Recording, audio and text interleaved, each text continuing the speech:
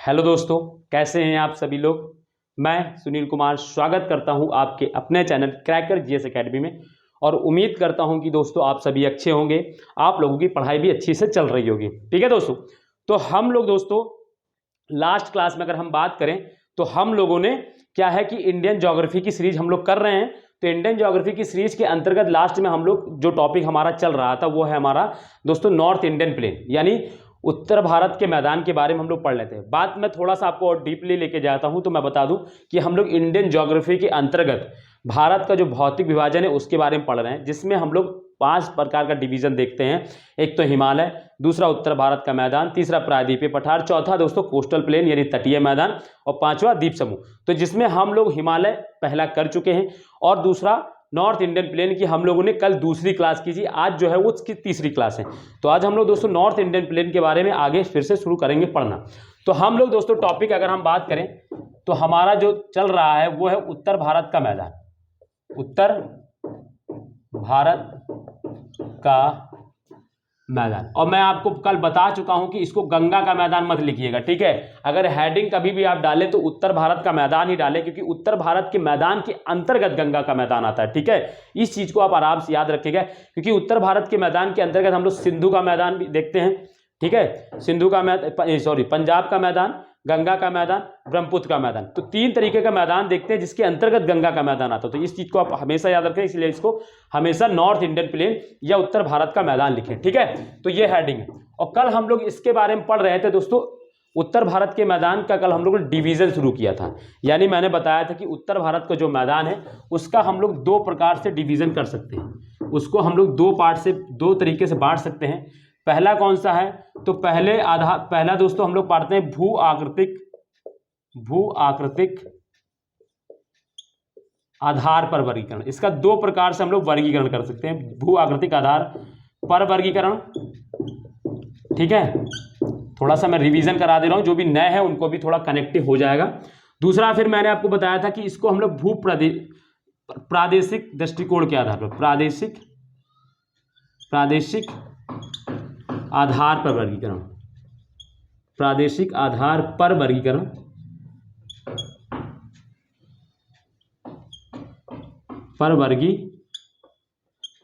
प्रादेशिक आधार पर वर्गीकरण। तो इसका हम लोग जो है उत्तर भारत का मैदान है उसको 2 तरीके से 2 प्रकार से वर्गीकरण किया जाता है। कौन कौन सा, एक तो भू आकृतिक आधार वर्गीकरण और दूसरा प्रादेशिक आधार वर्गीकरण। तो भू आकृतिक प्रदेश आधार वर्गीकरण के अंतर्गत हम लोग क्या क्या पढ़ते हैं इसके अंतर्गत, तो इसके अंदर हम लोग जैसे पढ़ते हैं, आपने नाम सुना होगा भाबर प्रदेश,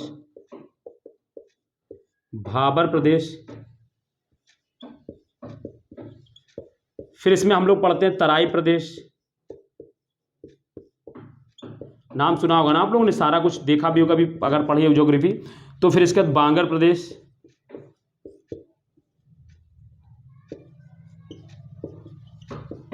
और चौथा खादर प्रदेश, और फिर डेल्टा, इसको भी हम लोग पढ़ते हैं इसके अंतर्गत। और इसके अंतर्गत हम लोग क्या प्रादेशिक आधार पर कौन कौन से होता है, तो जैसे कि हम पढ़ेंगे राजस्थान का मैदान, फिर इसके बाद हम लोग पढ़ेंगे पंजाब का मैदान, जिसको पंजाब हरियाणा का भी मैदान बोलते हैं। तो पंजाब का मैदान हम लोग लिख सकते हैं इसको, सिर्फ पंजाब का मैदान। और फिर इसके अंतर्गत हम लोग क्या पढ़ते हैं, गंगा का मैदान। इसीलिए मैंने बोला कि उत्तर, कभी भी आप हेडिंग डालें तो गंगा का मैदान मत डालें, उत्तर भारत का मैदान ही डालें, क्योंकि गंगा के मैदान के अंतर्गत हम लोग उत्तर भारत का मैदान पढ़ते हैं, उत्तर भारत के मैदान के अंतर्गत हम लोग गंगा का मैदान पढ़ते हैं। फिर ब्रह्मपुत्र का मैदान। तो इस तरीके से देखेंगे। तो ये नाम इनका इसलिए पड़ा क्योंकि इनका ज्यादातर विस्तार या तो इस क्षेत्र में है या इस नदी के आसपास, इसीलिए ब्रह्मपुत्र का मैदान, ठीक है। तो इनका नाम पड़ा। कल मैंने इसको समझाया भी था कि किस आधार पर कैसे बांट देते हैं, कि जैसे हम लोग भू आकृतिक आधार बांटते हैं तो कैसे बांटते हैं। कल ये जो हम डिवीजन पढ़ रहे थे कल मैंने वहां भी कराया है, आज तो रिवीजन करा रहा हूं, तो कल मैंने इसको डिटेल में बताया था, ठीक है।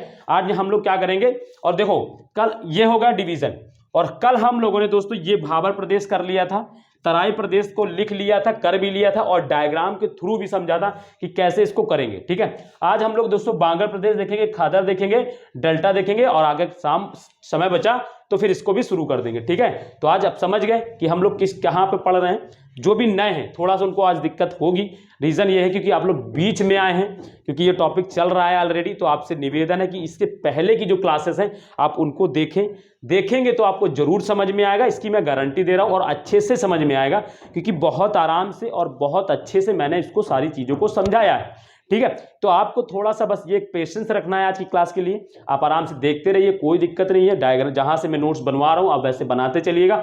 और काम का है कि जो पेंडिंग की क्लासेस, जो पीछे आपकी क्लास छूट गई हैं, आप उनको देख लें। ठीक है, तो इससे क्या होगा, आपका पूरा कवरअप हो जाएगा, आपकी कंटिन्यूटी बन जाएगी, आपको समझ में आने लगेगा टॉपिक।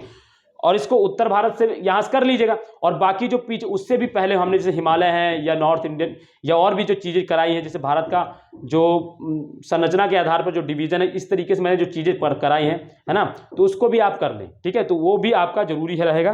तो सारी चीज़ें आप जो अभी मैंने क्लास कराई उनको देखें। ठीक है, तो आप समझ में आ गया, तो मैं इसको मिटाल रहा हूँ। अब हम लोग चलते शुरू करते हैं टॉपिक को। तो आज हमारा जो टॉपिक है हम लोग बांग्ला प्रदेश। देखो, इसका मैंने डायग्राम बनाया था कल, बट मैं फिर से आज थोड़ा सा डायग्राम बनवा देता हूं कि कैसे हम लोग इसको समझते हैं, पढ़ते कैसे हैं। ठीक है, इसको मैं देखो डायग्राम बना देता हूं। हम लोग जानते हैं कि नॉर्थ इंडियन प्लेन का जो विस्तार है वो कहाँ पर है दोस्तों, तो वो शिवालिक, या कह सकते हैं कि जो हिमालय है उसके दक्षिण, ये हिमालय है, और हिमालय के शिवालिक हिमालय के दक्षिण से दोस्तों क्या होता है, हमारे नॉर्थ इंडियन प्लेन का शुरुआत हो जाता है। नॉर्थ इंडियन प्लेन में सबसे पहले याद रखना है कि हमको जैसे भाबर प्रदेश मैंने लिखाया है, भू आकृति के आधार पर वर्गीकरण पढ़ा रहा था मैं, तो इसमें मैंने जैसे यहाँ पे आपको इस तरीके से चित्र बनाया था, इस तरीके से कल मैंने आपको डायग्राम बनवाया था, बट अब मैं थोड़ा सा आपको रिवीजन के थ्रू पे जल्दी से बना देता हूँ। ठीक है, फटाफट इसको समझ लेना है बस। इस तरीके से इसमें कुछ मैंने कल इस तरीके से,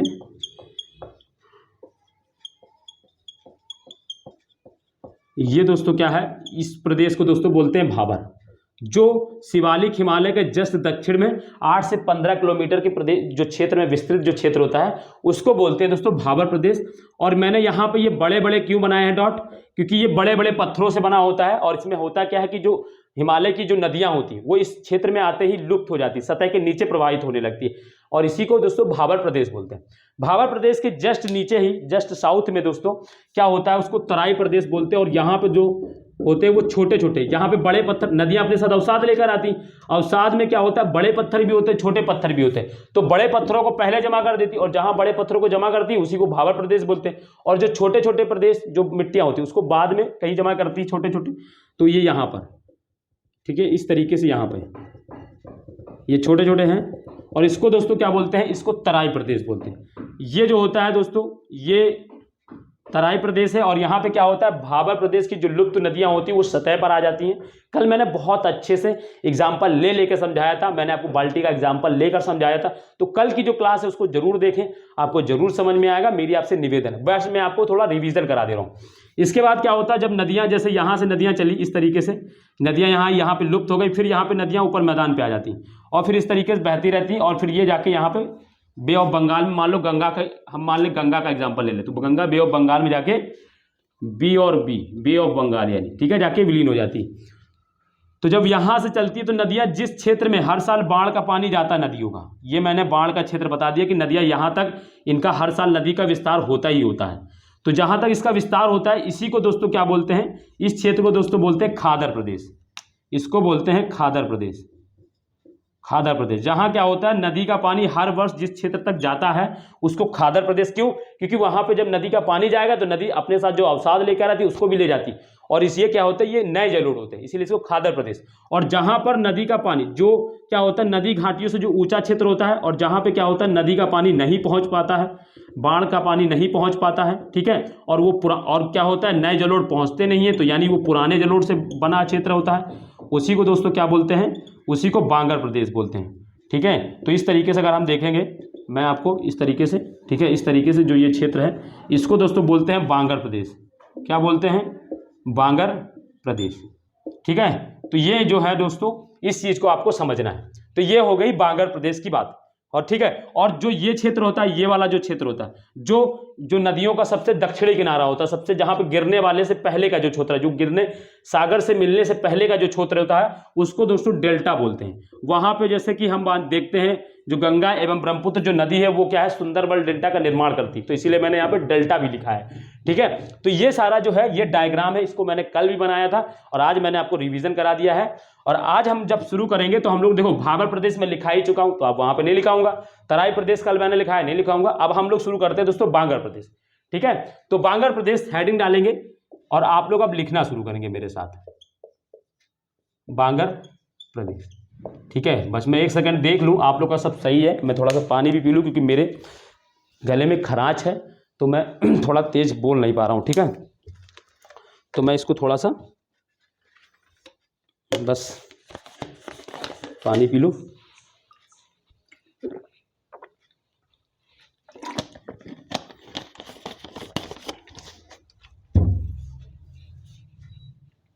ठीक है, तो इसमें पॉइंट लिखते चलेंगे मेरे साथ साथ। क्या पॉइंट लिखेंगे? यह नदी घाटियों में स्थित, लिखेंगे यह नदी घाटियों में स्थित, नदी घाटियों में स्थित उच्च जलोढ़ मैदानी क्षेत्र है, जलोढ़ मैदानी क्षेत्र है। ठीक है, अब आपको याद रखना कि ये मैदानी क्षेत्र है, इसमें क्या याद रखना कि ये नदी घाटियों में स्थित उच्च, ऊंचा, जहां पे क्या होता, अब जैसे कि ये नदी है, देखो मैं आपको समझाता हूं एग्जांपल लेके। जैसे मान लो ये नदी का क्षेत्र एरिया है, कैसे बनाऊं, इसमें 3D बनेगा ही नहीं। जैसे मान लो ये नदी का एरिया है, ठीक है, तो नदी का एरिया मान लो ये है, तो जहां तक क्या होता है, और क्या मान लो अब और विस्तृत होकर बाढ़ का एरिया मान लो इतना हो गया, नदी का बाढ़ यहां तक फैल जाता है। जब बाढ़ आता है पहले सिकुड़ के चलती है और फिर बाढ़ आता है तो मान लो यहां तक फैल जाता है। तो इसके जो ऊपर का जो क्षेत्र होता है, ये वाला जो क्षेत्र, इसके बाद वाला जो क्षेत्र होता है, इसी को दोस्तों क्या बोलते हैं, इसी को दोस्तों क्या बोलते हैं, तो ये बोलते हैं बांगर प्रदेश। जहां पे बाढ़ का पानी नहीं पहुंच पाता है, जहां पे नदी का विस्तार नहीं हो पाता है, उस क्षेत्र को दोस्तों, और वो पुराने जलोढ़ों से निर्मित होती है, तो इसीलिए इसको क्या बोलते हैं, बांगर प्रदेश बोलते हैं। ठीक है, तो ये याद रखना है। तो ये ऊंचा क्षेत्र होता है, नदी से अगर नदी के बराबर वाला क्षेत्र होगा तो नदी तो फैल जाएगी ना, तो नदी से ऊंचा क्षेत्र होता है, इसीलिए मैंने लिखा है इसको। ठीक है, जहां पे नदी का पानी नहीं पहुंच पाता है। ठीक, तो इस चीज को याद रखना है। फिर इसको अब मैं वो अगला पॉइंट लिखा रहा हूं जो मैंने अभी समझा है। इसका निर्माण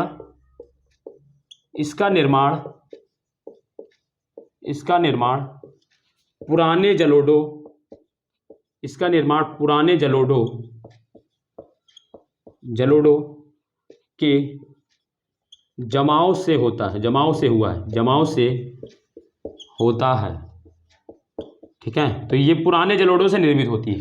ठीक है, फिर इसके बाद याद रखना है अगला पॉइंट, यह बाढ़ से अप्रभावित क्षेत्र है। याद रखना, यह बाढ़ से अप्रभावित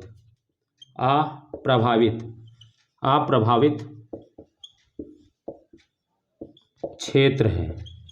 ठीक है, तो ये याद रखना है। एक तो ये कई बार क्वेश्चन में आया गया है। देखो क्वेश्चन में देखो कैसे पूछ सकता है, असर्शन रीजन में पूछेगा कि आप मान लो रीजन अब देखेगा, दे देगा कि जो कहेगा बांगर प्रदेश, निम्नलिखित में बांगर प्रदेश के बारे में बताएं। ठीक है, फिर कह देगा यहाँ कहेगा भैया बाढ़ से अप्रभावित क्षेत्र है। ठीक है, और ये पुराने जलोढ़ों से निर्मित है, इसीलिए यह पुराने जलोढ़ों से निर्मित है। तो आपको बताना रहेगा, या आपको 3-4 ऑप्शन दे देगा और पूछेगा इनमें से कोई भी एक ऑप्शन रख देगा। मान ले दे देगा इसमें से या बाढ़ से अप्रभावित क्षेत्र है, तो इसकी जगह आपको लिख देगा बाढ़ से प्रभावित क्षेत्र है। ठीक है, और फिर दे देगा या पुराने जलोढ़ों से निर्मित है, तो ये सही हो जाएगा, ये गलत हो जाएगा। इस तरीके से वो क्वेश्चन असर्शन रीजन में दे सकता है। और यह उच्च क्षेत्र है, यह नदी घाटियों में स्थित उच्च क्षेत्र है, तो ये भी सही रहेगा। ठीक है, तो ये पॉइंट है, ये 3 पॉइंट बहुत इंपॉर्टेंट, वेरी इंपॉर्टेंट है, इनको याद रखना है बांगर प्रदेश से संबंधित। ठीक है, अगला पॉइंट इसमें लिखना है दोस्तों, अगला पॉइंट जो है वो वेरी इंपॉर्टेंट है। इस प्रदेश के लिखना है, इस प्रदेश के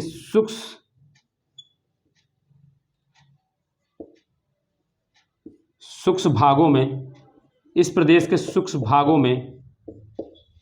में लवण युक्त, लवण मतलब खारा, लवण युक्त मतलब नमक जो होता है, लवण युक्त मृदा पाई जाती है, मृदा पाई जाती है,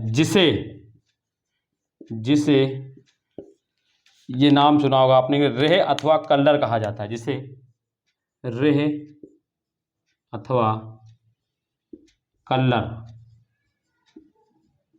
जिसे रेह अथवा कल्लर, रेह अथवा कल्लर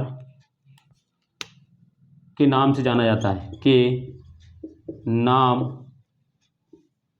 से जाना जाता है। ठीक है, तो इस चीज को समझना है। ये क्या है, इस प्रदेश के सूक्ष्म भागों में लवण युक्त मृदा पाई जाती है, जिसे रेह अथवा कल्लर के नाम से जाना जाता है। देखो क्या होता है, जैसे खादर प्रदेश होता है, तो खादर प्रदेश क्या होता है, उसमें ऑलरेडी बाढ़ से प्रभावित क्षेत्र होता है, तो उसमें क्या होता है, सिंचाई की मात्रा हमें कम करनी पड़ती। कोई भी फसल, जैसे हम खादर प्रदेश में जब हम कोई भी फसल उगाते हैं तो हमें सिंचाई कम करनी पड़ती है, थोड़ी सिंचाई, क्योंकि पानी ऑलरेडी वहाँ पे जो मिट्टी होती है ऑलरेडी वो नहीं होती है, तो उसमें जो होता है मॉइस्चर जो होता है उसमें पहले से ही विद्यमान होता है, तो हमें कम सिंचाई की आवश्यकता पड़ती है। ऐसा नहीं कि नहीं पड़ती है। बट जब हम बांगर प्रदेश, और अधिकतर जो कृषि की जाती है वो बांगर प्रदेश या तराई प्रदेश में ही की जाती है, याद रखिएगा। खादर प्रदेश तो भाई नदी के किनारे वाला क्षेत्र, वो कितना ज़्यादा बड़ा होगा, नहीं है। बट हम ज़्यादातर जो विस्तार करते हैं, अगर हम देखते हैं ज़्यादातर जो क्षेत्र होता है वो बांगर और तराई प्रदेश में खेती करते हैं। अगर हम बांगर प्रदेश की बात करें, बांगर प्रदेश की, तो यहाँ पर जब हम खेती करते हैं तो हमें क्या होता है, एक तो पुराने जलोढ़ होते हैं, तो इनमें क्या होता है, जो मॉइस्चर, जो पानी का कंटेंट होता है वो कम होता है, और पानी का कंटेंट बढ़ाने के लिए जब मृदा, अब हम कोई फसल उगाएंगे तो हमें सिंचाई तो करनी ही पड़ेगी ना, तो हम क्या करते हैं, उसमें सिंचाई करते हैं। और जब सिंचाई करते हैं तो लॉन्ग टाइम तक जब हम सिंचाई करते रहते हैं तो क्या होता है, उस मिट्टी में क्या होता है दोस्तों, एक, अब देखो जब सिंचाई करेंगे और जो होता है सनलाइट होती है, सनलाइट क्या करती है, वाटर जो पानी होता है उसका क्या होता है, एवोपरेशन करता है।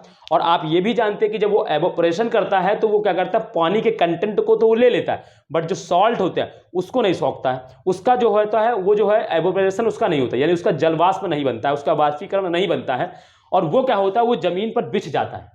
ठीक है, वो जमीन पर बिछ जाता है, वो जिस क्षेत्र में होता है उस क्षेत्र। इसी तरीके से क्या होता है, जब हम लोग खेत में लॉन्ग टाइम तक क्या होता है, सिंचाई करते रहता है, तो सिंचाई करते करते क्या होता है, एक ऐसा मिट्टी में एक ऐसा हो जाता है कि वहाँ पे नमक की मात्रा बढ़ जाती है, और वो क्या होता है, मिट्टी हल्की सी, देखेंगे आप, एक वाइट कलर की उसमें परत सी छप जाती है। आप कहीं कहीं देखेंगे कि वाइट कलर सी उसमें परत सी हो जाती है, वही जो व्हाइट कलर की जो परत होती है ना, उसी को रेह एवं कल्लर कहा जाता है। और वो क्या होती है, वो लवण युक्त मृदा होती है, उसमें नमक का कंटेंट होता है। ठीक है, तो ये चीज आपको याद रखना है कि जब हम लोग क्या करते हैं, बांगर प्रदेश या तराई वाले प्रदेश में जब हम लोग क्या करते हैं, जब उसमें क्या करते हैं, पानी का कंटेंट बढ़ाते रहते हैं, सिंचाई करते रहते हैं, तो क्या होता है, सिंचाई करते करते क्या होता है, एक समय बाद क्या होता है, उस मिट्टी में क्या होता है, हल्का वाइटपन आ जाता है। हल्का वाइटपन आने का क्या रीजन होता है, क्योंकि पानी में जो कंटेंट होता है नमक का, वो उस पर, अब देखो एवोपरेशन होगा तो सिर्फ पानी जाता है, नमक नहीं जाता, तो नमक सोख लेती है मिट्टी और पानी वाष्पीकरण करके उड़ जाता है, या जो प्लांट होते हैं वो एवोपरेट कर लेते हैं, या वो क्या करते हैं, वो ले लेते हैं, और नमक जो बचता है वो मिट्टी में मिलता रहता है। और फिर जब लॉन्ग टाइम के बाद क्या होता है, उस मिट्टी में क्या होता है, एक वाइटनेस आ जाती है, एक वाइट सी परत छा जाती है उस मिट्टी के ऊपर, उसी को रेह एवं कल्लर कहा जाता है। ठीक है, तो इस चीज को समझ में आप आ गया होगा। मैंने थोड़ा सा टाइम लिया, बट इसको समझाना जरूरी होता है, क्योंकि हर चीज को बुक में लिखा रहता है, बट उसको आसान वे में समझाना बहुत ज्यादा जरूरी। ठीक है, तो ये याद रखना कि रेह अथवा कल्लर जो होता है वो बांगर प्रदेश की विशेषता होती है। वो तराई प्रदेश में भी मिलता है, मगर तराई प्रदेश में आपको ज़्यादा क्षेत्र नहीं मिलेगा। हाँ, अधिकतर जो क्षेत्र होता है वो बांगर प्रदेश में ही होता है। ठीक है, तो ये हम लोग देख लिया दोस्तों बांगर के बारे में। बांगर के बारे में इससे ज़्यादा हमको नहीं पढ़ना। और हाँ, ये जान लें, बांगर एक अत्यधिक उपजाऊ क्षेत्र होता है ना, जहाँ पे फसल हम अच्छे मात्रा में फसल उगाते हैं। ठीक है, ये तो हम समझ ही रहे हैं, जब उपजाऊ क्षेत्र है तो हम फसल तो उगाएंगे ही। ठीक है, तो इसको फटाफट लिख लें। बांगर प्रदेश के बारे में हम बात कर चुके हैं। बांगर लिखिएगा, अंक की बिंदी ऊपर जरूर लगा दीजिएगा यहाँ पे ऐसे करके। ठीक है, ये बांगर प्रदेश के बारे में। इसके बाद हम बात करेंगे दोस्तों खादर प्रदेश के बारे में। ठीक है, खादर प्रदेश, अब हम डालेंगे हेडिंग खादर प्रदेश। ठीक,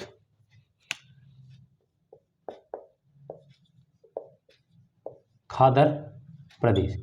देखो, खादर यानी खाद। ठीक है, इस क्षेत्र में अगर हमको जो फसल जो ये क्षेत्र होता है, इस क्षेत्र में हमको अगर जैसे हम कृषि करते हैं तो हमें जो खाद होती है उसकी बहुत कम मात्रा यूज़ करनी पड़ती है, क्योंकि इसमें बहुत अच्छे मात्रा में हमें जो मिनरल्स होते हैं और जो एक कृषि के लिए जो चीज़ें चाहिए होती वो हमें पर्याप्त मात्रा में मिल जाती है। हमें ऐसा नहीं कि हम खाद का प्रयोग इस क्षेत्र में नहीं करते हैं, बहुत कम मात्रा में, क्योंकि हमारे भारत में जो मिट्टी पाई जाती है उसमें नाइट्रोजन, फास्फोरस और पोटास, इन तीनों की मात्रा हमेशा कम ही है। जैसे नाइट्रोजन हमारे जो भारत की जो कहीं भी किसी भी प्रकार की मिट्टी को आप देख लेंगे उसमें नाइट्रोजन की डिफिशियंसी रहती है, यानी नाइट्रोजन की कमी रहती है, और नाइट्रोजन को बढ़ाने के लिए हमें यूरिया खाद का इस्तेमाल करना पड़ता है। ठीक है, तो हम उसका इस्तेमाल करते हैं, बट हमें जो ये खादर प्रदेश है, इस खादर प्रदेश में अगर हम बात करें तो इसकी कम मात्रा हमें यूज़ करनी पड़ती है, क्योंकि और भी जो कंटेंट होते हैं, ठीक है, वो सारी चीज़ें इसमें पर्याप्त मात्रा में होता है। ठीक है, क्यों? क्योंकि दोस्तों जब हम हिमालय पे होते हैं तो हिमालय में हमें जीव अवशेष यानी जो पौधे पत्ते का जो ह्यूमस होता है वो हमें मिल ही जाता है। क्यों? क्योंकि वो जब पहाड़ों में दबता है और वही पहाड़ों को काट कर नदियाँ अवसाद बना के लेकर आ रही, तो वो ह्यूमस रहता ही है।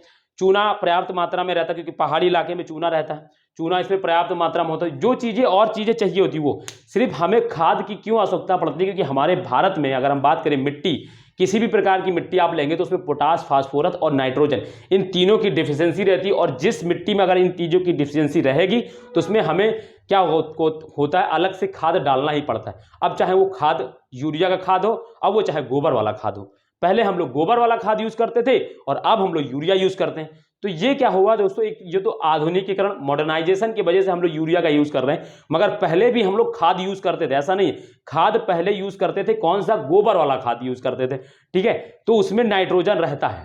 ठीक है, तो ये चीज़ आपको याद रखना है, इस चीज़ को आपको हमेशा से याद रखना है कि हमारे भारत में किसी भी क्षेत्र की मिट्टी के बारे में अगर कभी पूछा जाता है तो यहाँ पे आपको ये चीज़ याद रखना है कि भारत में नाइट्रोजन, पोटास एवं फास्फोरस की डिफिशियंसी, जिसमें से नाइट्रोजन तो बहुत ज़्यादा मात्रा में हमारे भारत की मिट्टियों में कम पाया जाता है। ठीक है, बहुत कम मात्रा उसमें रहती है। ये मैंने यहाँ पे इसलिए बता दिया क्योंकि अभी इसके बाद हम लोग मिट्टी का चैप्टर, और यहाँ इंपॉर्टेंट भी रहता है, जहाँ पर जो रहेगा वहाँ मैं समझा दूंगा। ठीक है, तो ये पढ़ने का तरीका होता है। ठीक है, तो समझ में आ गया होगा।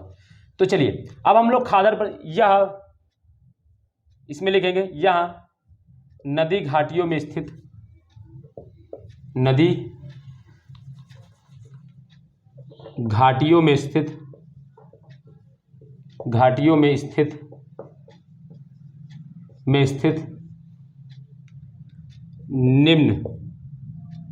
निम्न मैदानी क्षेत्र है। निम्न मैदानी क्षेत्र है ना। वो कौन सा था? वो उच्च मैदानी क्षेत्र था। ठीक है, वो उच्च था, यानी वहां पे नदी का पानी नहीं, ये निम्न रहता है, इसलिए यहाँ पे नदी का पानी हर वर्ष पहुंचता रहता है और हर वर्ष नए जल आते रहते हैं, इसीलिए इसको। ठीक है, और इसका निर्माण लिखेंगे, इसका निर्माण नए जलोढ़ों के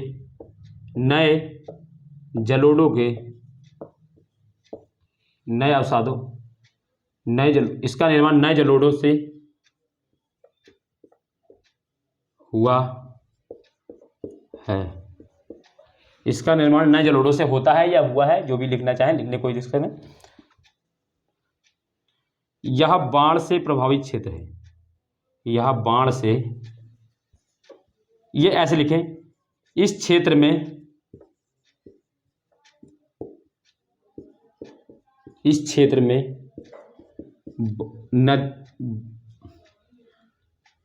बाढ़ द्वारा,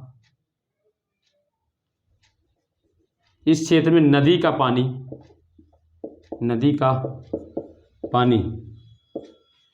प्रतिवर्ष अपने साथ नए अवसादों को लाकर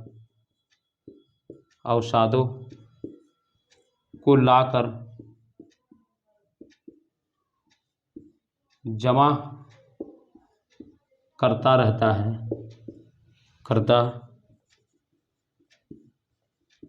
है। अतः यह क्षेत्र सर्वाधिक उपजाऊ है। सर्वाधिक यानी भारत का सबसे उपजाऊ जो क्षेत्र होता है वो खादरी, अतः यह क्षेत्र सर्वाधिक उपजाऊ है ना। ये इसको मैंने थोड़ा सा लंबा कर दिया क्योंकि इसमें 3-4 चीजें नहीं, ये पॉइंट जो है कनेक्ट करके ही आपको समझ में आता है इस क्षेत्र में नदी का पानी प्रतिवर्ष अपने साथ नए अवसादों को लाकर जमा करता रहता है, अतः यह क्षेत्र सर्वाधिक उपजाऊ। ये पॉइंट मैंने इसलिए इसको थोड़ा सा कनेक्ट करके, अदरवाइज इसको मैं अलग अलग लिखाता तो थोड़ा वो अच्छा नहीं लगता। जब हर साल नए अवसाद लेकर आएगा तो इसका मतलब है नए अवसाद बहुत ज़्यादा क्या होते हैं, उपजाऊ होते हैं, तो इसलिए मैंने इसको लिख दिया, अतः यह क्षेत्र सर्वाधिक उपजाऊ है। ठीक है, तो ये लिखने का भी एक तरीका होता है, ज्ञान को समेकित तरीके से सही तरीके से रिप्रेजेंट करना भी एक अच्छी बात होती है, एक कला होती है। ठीक है, तो इस चीज के याद रखने। तो ये हो गया दोस्तों, क्या है, ये हमारा हो गया, ये नदी घाटियों में स्थित। ठीक है, जो पंजाब वाला क्षेत्र है, इस खादर प्रदेश को पंजाब में बेट कहा जाता है, ये लिख लें अगर लिखना चाहें। खादर प्रदेश को पंजाब में लिखें, खादर प्रदेश को पंजाब में बेट, ऐसे लिखिएगा, बेट, बेट कहा जाता है। खादर प्रदेश को पंजाब में बेट कहा जाता है। ठीक है, ये चीज लिख लेंगे, खादर प्रदेश को पंजाब में बेट कहा जाता है, बेट, ये ठीक है, ये हो गया। तो ये हो गए दोस्तों खादर प्रदेश। तो हम लोगों ने देखो, कल हम लोगों ने भाबर तराई के बारे में पढ़ा, आज हम लोगों ने बांगर एवं खादर के बारे में पढ़ लिया, और अब हम लोग दोस्तों देखेंगे डेल्टा के बारे में। तो डेल्टा का निर्माण किस तरीके से होता है, इस चीज को देखेंगे। आप लोग फटाफट लिखेंगे, मेरे साथ लिखते चलें। ठीक है, मैं हर चीज को आपको नोट्स बनाते चलूंगा, आप लोग नोट्स आपका अच्छे से बन जाएगा। ठीक है,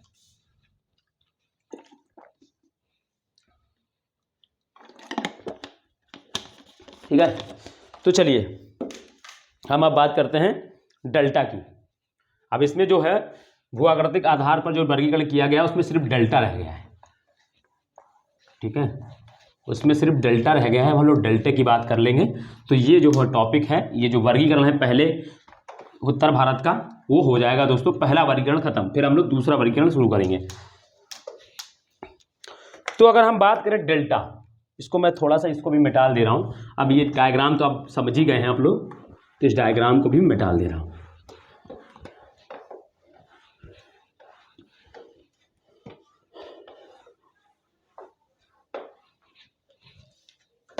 ठीक है, तो ये हो गई बात हम लोग। अब हम इसमें डेल्टा की बात करेंगे, डेल्टा। ठीक है, डेल्टा की बात करेंगे। देखो डेल्टा क्या है, डेल्टा ऐसा नहीं है कि डेल्टा सिर्फ हम लोग गंगा यमुना के मैदान या जो उत्तर भारत के मैदान में ही सिर्फ डेल्टा का निर्माण हुआ है। जैसे कि अगर हम जब हम लोग क्या करेंगे, जब हम लोग नदियां पढ़ेंगे, जब हम लोग अपवाह तंत्र पढ़ेंगे, तो अपवाह तंत्र के अंतर्गत जब हम लोग प्रायद्वीपीय नदियां पढ़ते हैं, और प्रायद्वीपीय नदियों में जब हम लोग देखते हैं महानदी, गोदावरी, कृष्णा, कावेरी, तो ये चारों नदियां भी अपने जो किनारा है, जो अपना दक्षिणी किनारा है, वहां पर ले जाकर सारे अवसादों को जमा करती है और वहां पर भी निर्माण करती है डेल्टाओं का। तो आप हम ऐसा नहीं कि हमारे भारत में सिर्फ एक ही डेल्टा है, वो दोस्तों बड़ा डेल्टा है तो उसको हम लोग नाम दिए हैं, अदरवाइज जो है भारत में कई जगहों पर भी डेल्टा का निर्माण होता है। जैसे हम महानदी है, गोदावरी है, कृष्णा है, कावेरी, ये चारों नदियां अपने मुख पर अपने जो किनारा है, जो अपना छोर है, जो लास्ट जहां पे समुद्र में गिरने से पहले वाले जो क्षेत्र को है, जो तट है, वहां पर दोस्तों क्या है, डेल्टा का निर्माण करती हैं। ठीक है, इस तरीके से आपको याद रखना है कि डेल्टा जो होता है हमेशा नदी के दक्षिणी किनारे बनता है, हमेशा मुहाने पे नहीं बनेगा कि जहां से नदियां निकली वहां पे डेल्टा बन जाए, नहीं। क्या होगा, डेल्टा का निर्माण तो नदियों के द्वारा ही होता है। कैसे, जो नदियां अपने साथ अवसाद लेकर आती हैं, कुछ तो रास्ते में छोड़ती हुई अवसाद जाती है, और जो बचा हुआ अवशेष होता है वो समुद्र में गिरने से कुछ अवशेष, जो अवसाद, सॉरी दोस्तों क्या बोलते हैं, देखो अवसाद है ना, कुछ अवसादों को दोस्तों समुद्र में गिरा देती है, और कुछ समुद्र में ले जाने से पहले वो समुद्र किनारे पहले जो किनारा होता है, जो तट होता है, वहां पे जमा कर देती है, और उस जहां पे उस क्षेत्र में जमा करती है उसी को दोस्तों डेल्टा बोल देते हैं। ठीक है, तो डेल्टा जो होता है, अगर हम बात करें, जो हम लोग क्योंकि यहाँ पे उत्तर भारत का मैदान पढ़ रहे हैं, तो उत्तर भारत के मैदान में डेल्टा का निर्माण कहाँ पे हुआ है, किन नदियों द्वारा हुआ, तो उसको हम लोग देखेंगे। तो ठीक है, डेल्टा का निर्माण याद रखना है, ये हम लोग उत्तर भारत के मैदान पढ़ रहे हैं, तो इसलिए हम लोग उत्तर भारत के मैदान में किन नदियों द्वारा डेल्टा बनाया गया उसका हम लोग बात करेंगे। तो डेल्टा का निर्माण गंगा तथा ब्रह्मपुत्र नदियों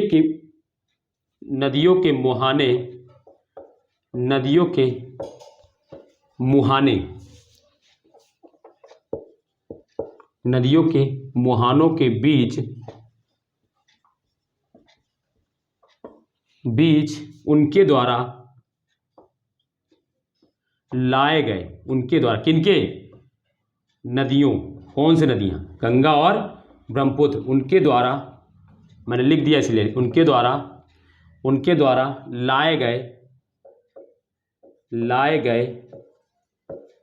लाए गए अवसादों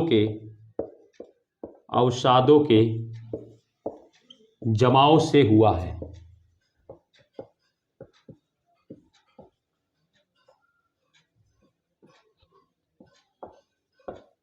ठीक है, मैं यहाँ पे डेल्टा का निर्माण देख रहा हूं, और कौन से डेल्टा का, जो गंगा और ब्रह्मपुत्र नदी के बीच में, क्योंकि उत्तर भारत के मैदान के बीच में यही आएगा।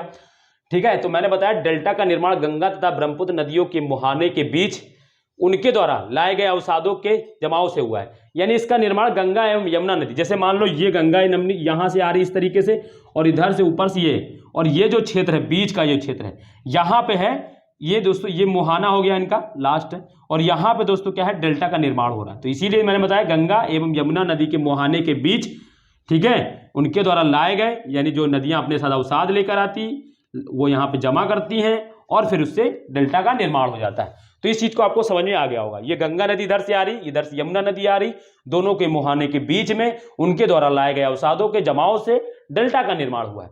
चीजें रटना नहीं है, चीजों को समझना है। मैंने बताया नदी अपने साथ अवसाद लेकर आती है, कोई भी नदी हो, किस कहीं से भी चल रही हो, वो अपने, अगर वो पैरेलल जगह पे चलेगी तो हो सकता है कि वो वर्टिकल कटाव ना करे, मगर वो वो हॉरिजेंटल, यानी कह ले, हाँ, वो वर्टिकल हो सकता है कि गहराई में कटाव ना करे। बट नदियां अगर मैदान में भी चलती है तो वो अपना किनारे पे जरूर तट को काटते हुए चलती है। आप देखा होगा आपने, एक छोटी सी नाली बना दीजिए, नाली में पानी बहाइए तो नाली का आकार कुछ समय बाद बड़ा हो जाएगा। क्यों? क्योंकि जो पानी होता है वो अपने साइड से चलता हुआ चलता है, तो जब साइड में वो किनारा काटते हुए चलता है। तो ये भी नदियां होती है, जहां भी नदियां चलेंगी वो अवसाद अपने साथ लेकर ही आएंगी, और अवसाद लेकर आएंगी तो कहीं ना कहीं तो जमा करेंगी।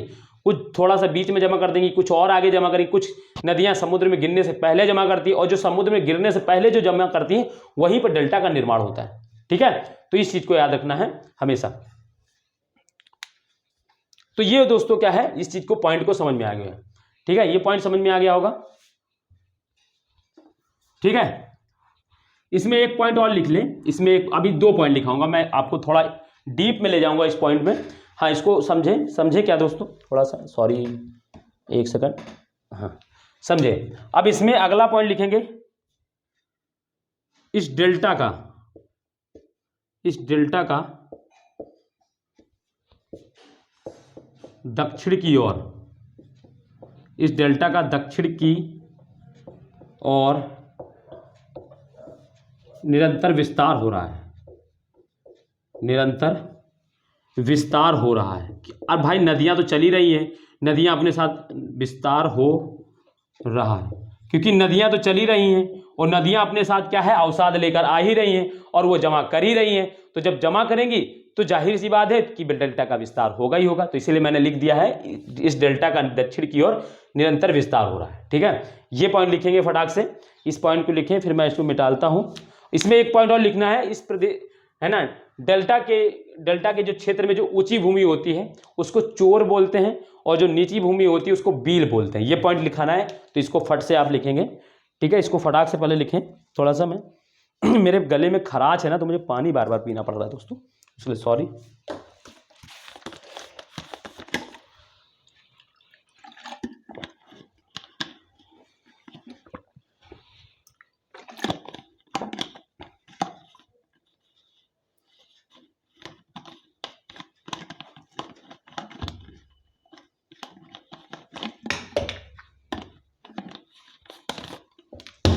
ठीक है, तो ये हो गया।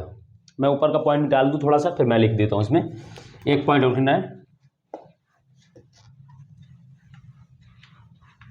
मैं इसको भी मिटा दे रहा हूं।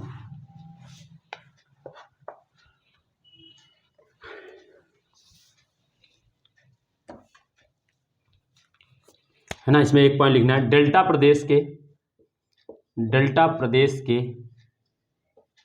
प्रदेश की उच्च भूमि को, डेल्टा प्रदेश की यानी डेल्टा के क्षेत्र के अंतर्गत डेल्टा प्रदेश की उच्च भूमि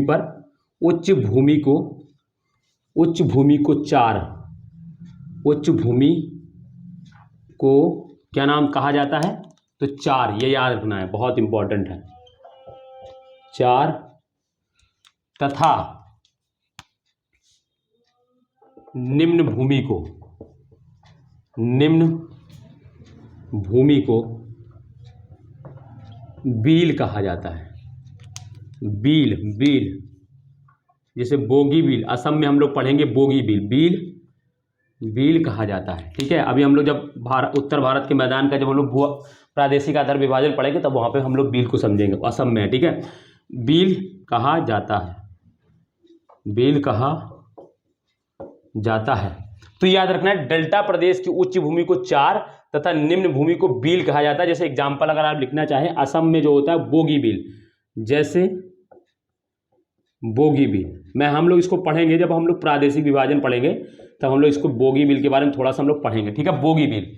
ठीक है, तो बील याद ये रखना है कि जो अब जैसे मान लो ये डेल्टा है, तो डेल्टा ऐसा नहीं कि डेल्टा की जो ऊंचाई हर जगह पे एक समान हो। डेल्टा की ऐसा तो है नहीं कि जो डेल्टा का जो क्षेत्र है उसकी ऊंचाई हर जगह पे एक जो, जहां पे ऊंचाई कम होती है उसको दोस्तों बील बोलते थे, और जहां पे थोड़ी ऊंचाई ज्यादा होती है उसको 4 बोलते हैं। ठीक है, बस इतना सा जान लेना है, ज्यादा दोस्तों इसमें रिसर्च करने की जरूरत नहीं है। ठीक है, ये याद रखना है कि जैसे कोई भी क्षेत्र होता है उसकी जो ऊंचाई हर जगह पे एक समान नहीं होती है, कहीं पे थोड़ा सा ऊंचा होता है, कहीं पे थोड़ा सा नीचा होता है, और जहां पे थोड़ा सा ऊंचा होता है उसको 4 बोल देते हैं, और जहां पे थोड़ा सा नीचा होता है उसको बील बोल देते। बस इतना समझना है, बाकी और कुछ नहीं है। ठीक है, तो ये बात हो गई दोस्तों हमारी उत्तर भारत के मैदान के जो हम लोग भू आकृति के आधार पर वर्गीकरण करते हैं उसके अंतर्गत जो जो चीजें हमको पढ़नी रहती हैं वो मैंने आपको बता दिया। ठीक है, इसके बाद हम लोग कल, अब आज तो नहीं करेंगे स्टार्ट क्योंकि फिर आज करेंगे तो दोस्तों टाइम नहीं है, कल हम लोग देखेंगे जो उत्तर भारत का भू है ना प्रादेशिक आधार पर जो विभाजन है उसमें दोस्तों जैसे कि हम लोग राजस्थान का मैदान, पंजाब का मैदान, गंगा का मैदान, ब्रह्मपुत्र के मैदान के बारे में बहुत डिटेल से पढ़ेंगे जैसे कि हमने ये कवर किया है। ठीक है, और हाँ जो भी नए हैं मेरा उनसे जरूर निवेदन है दोस्तों कि वो जो पिछली क्लासेस हैं उत्तर भारत के मैदान और हिमालय और उससे पहले जो मैंने चीज़ें कराई हैं आप उनको जरूर कर लें, ताकि आपका जो है जो ज्योग्राफी में जो है वो आपका कॉम्प्रिहेंसिव कवर हो जाए। और ये जो सिलेबस चल रहा है, ये जो सीरीज चल रही है, यहाँ पे दोस्तों हम लोग कॉम्प्रिहेंसिव कर रहे हैं। आप किसी भी पेपर का मेंस लिखेंगे आपसे आराम से लिख लेंगे, कोई दिक्कत नहीं होगी, आप प्री देंगे आपको एक भी क्वेश्चन नहीं छूटेगा, मैं आपकी गारंटी दे रहा हूँ। हर चीज़ को बहुत डिटेल से हम लोग यहाँ पे कर रहे हैं और एकदम सिस्टम से कर रहे हैं। ठीक है, बस दोस्तों आपसे निवेदन है कि आपका मुझे सपोर्ट चाहिए, और हाँ जिन्होंने अभी तक चैनल को सब्सक्राइब नहीं किया है वो चैनल को सब्सक्राइब कर ले। और अगर आज का वीडियो आपको समझ में आया हो तो वीडियो को दोस्तों क्या करें कि लाइक करें, कमेंट करें, और हाँ दूसरों को शेयर करना भी ना भूलें, ताकि जो भी वास्तव में पढ़ना चाहता है फ्री में, और मैंने आपसे प्रॉमिस किया हुआ है कि चाहे मेरा यूट्यूब चले या ना चले चैनल या कुछ भी हो, मैं यहाँ पे कोई पेड सिस्टम नहीं लाऊंगा, जब तक मैं हूँ फ्री पढ़ाऊंगा। मेरे ये शुरुआत से ही मैंने ये ठान के रखा कि जो क्या होता है शिक्षा के क्षेत्र में, देखो क्रांति हर कोई लेना चाहता है, बट जैसे ही वो थोड़ा सा सक्सेस होता है ना, वो क्या करता है अपने जो चीज़ें होती हैं उनको पेड करने लगता है। तो बच्चों को भाई जब चीज़ें समझ में अच्छे लगने लगती है तो वो उसका पेड भी लेने लगता है। तो यहाँ पे मैं इस तरीके की धोखेबाजी करने के लिए नहीं आया हूँ। मैंने हमेशा बताया कि मैं यहाँ पे सिर्फ पढ़ाने के पर्पज़ से आया हूँ। जो लोग अच्छा सा कंटेंट चाहते हैं पढ़ना, वास्तव में वो पढ़ें, आके फ्री पढ़ें, कोई दिक्कत नहीं है। बस आप लोग देखें, वीडियो को पूरा देखें, आराम से पढ़ें। जिस तरीके से मैं पढ़ा रहा हूँ आप उनको नोट्स बनाते चलें, थोड़ा सा मैं आपको कुछ चीज़ें बताता हूँ उसको भी करते चलें, तो आप आराम से इस सब्जेक्ट को आराम से कर लेंगे। और ज्योग्राफी मैं आपको एकदम मास्टर बना दूंगा, ये चीज़ मैंने आपको प्रॉमिस कर रखा है। तो इसीलिए मैं आपको बहुत आराम से चीज़ों को सिस्टम में करा रहा हूँ। हाँ ये ज़रूर है कि मैं जो भी कराता हूँ बहुत स्लो कराता हूँ, क्योंकि चीज़ें समझ में आए। कॉम्प्रिहेंसिव कोर्स रहता है तो मेरा जो कोर्स होता है थोड़ा स्लो चलता है। ठीक है, हो सकता है कि ज्योग्राफी की हो सकता है ख़त्म होते तो इंडियन ज्योग्राफी की लगभग 80-100 क्लासेस हो जाए, बट कोई फिक्र नहीं, हम लोग वो सारी 100 क्लास भी करेंगे, बट हम लोग पूरा एकदम डिटेल से करेंगे, ताकि एक बार आप पढ़ लें, सिर्फ रिवीजन के अलावा आपके पास कोई और चारा ना रहे, आप आराम से उसको पढ़ते रहें, रिवीजन करते रहें। ठीक है दोस्तों, तो दोस्तों उम्मीद है कि आपको सेशन अच्छा लगा होगा, और बाकी आप लोग समझदार हैं दोस्तों, थोड़ा सा सपोर्ट करते रहिए और इसी तरीके से मुझे प्यार देते रहिए। तो चलिए दोस्तों, फिर हम इसी के साथ अलविदा करते हैं और हम लोग कल फिर मिलेंगे। तब तक के लिए अपना ध्यान रखिए। बाय, जय हिंद दोस्तों।